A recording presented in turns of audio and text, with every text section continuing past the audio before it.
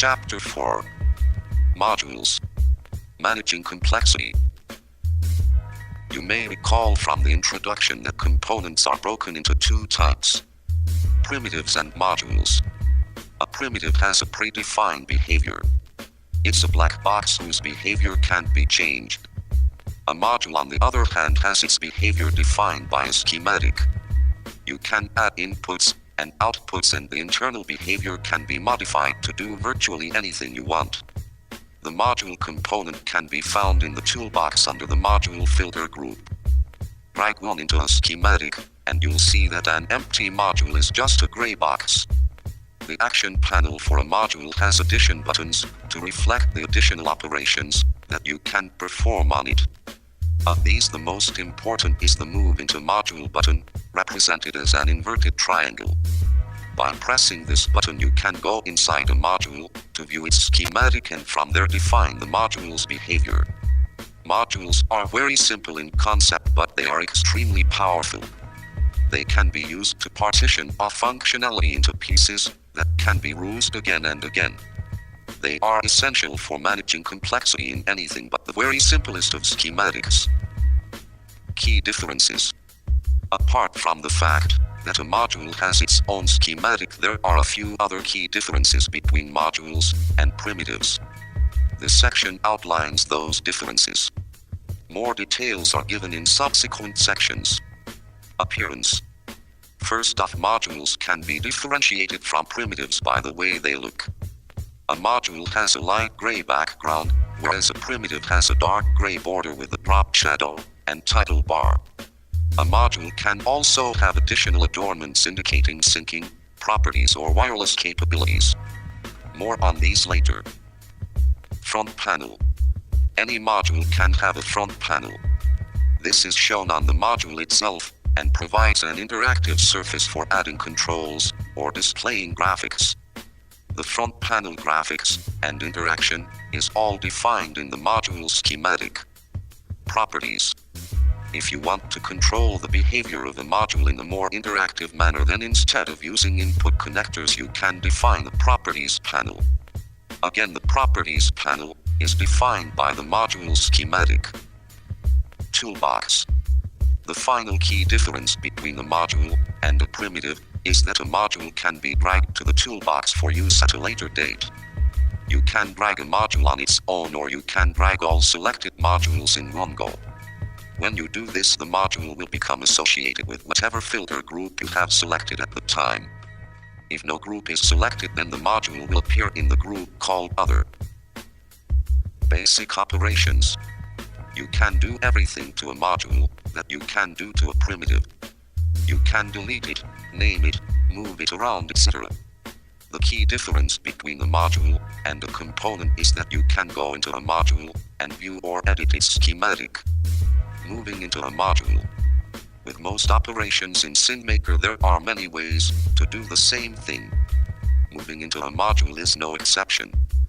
To move into a module, either 1. Click the Move into Module button on the Action panel. 2. Double-click on the module. 3. Right-click on the module and select Move into Module from the context menu. 4. With the module selected, press the Page Up key.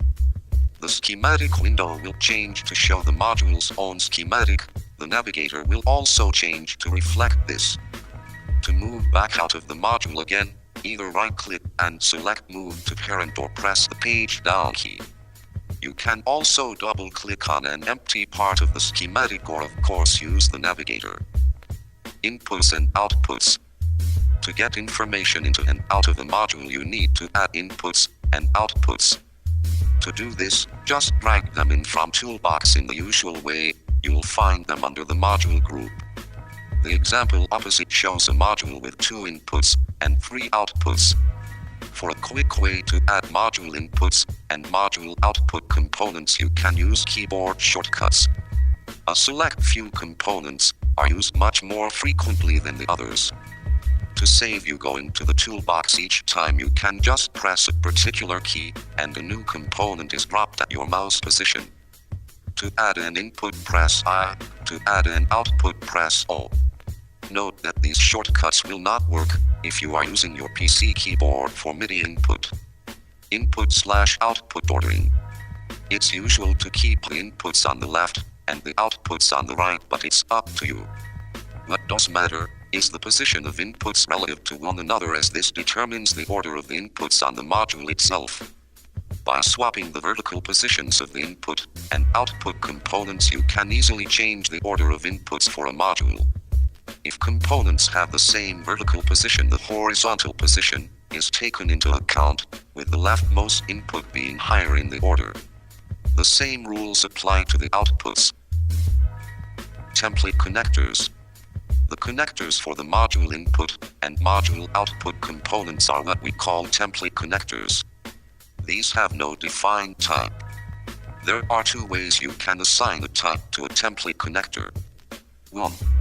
Automatically pick up the type from another connector by creating a link to that connector. 2. Set the type explicitly by right-clicking on the connector and choosing the type from the context menu. Input and output names. If you give your inputs and outputs names, then these will be displayed when you select your module. In addition, input names will be automatically displayed on the module body itself. If you want to be even more complete, you can provide both short and long descriptions. To do this, you need to name the module input or output component in the form long name and short name. So, for example, the label maximum height of rectangle and mags would give an input or output a short name of mags and a long name of maximum height of rectangle. Make module. You will find that as you build a schematic, you will want and need to section parts off into separate modules in order to manage the increase in complexity. You can do this easily using the Make Module feature. Simply select a number of components, then click the Make Module button on the Selection Action panel, or right-click on the selection and select Make Module. The software will create a new module and place the selected components and links inside.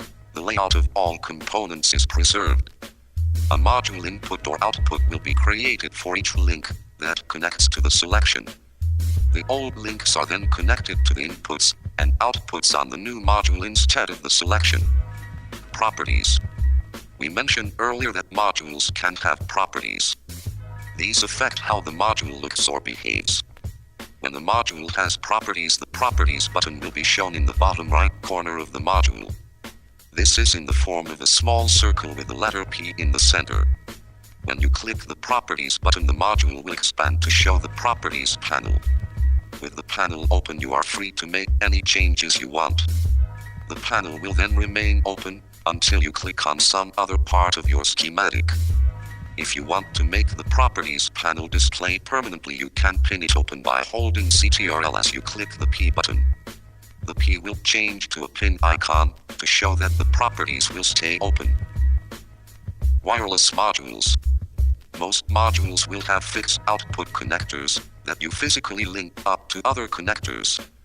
However, it is sometimes useful to make a module output wireless. Instead of using a module output component, you use a module wireless output component. By adding wireless outputs to your module, the module becomes a wireless module. The module will behave in the same way as a wireless output component, establishing wireless links with matching wireless input components lower down in the module hierarchy. As with wireless outputs, a match is determined by the type of connector and the component label. Wireless modules can be identified by the wireless symbol, which appears on the module body. This will appear gray when no links have been established. However, if one or more module wireless outputs within the module have established connections with matching wireless inputs, the wireless symbol will light up. Front panel. Every module has the option of having a front panel. Front panels allow you to add interactive elements to your schematic, and they are the mechanism by which you provide a graphical user interface, GUI, for your creations.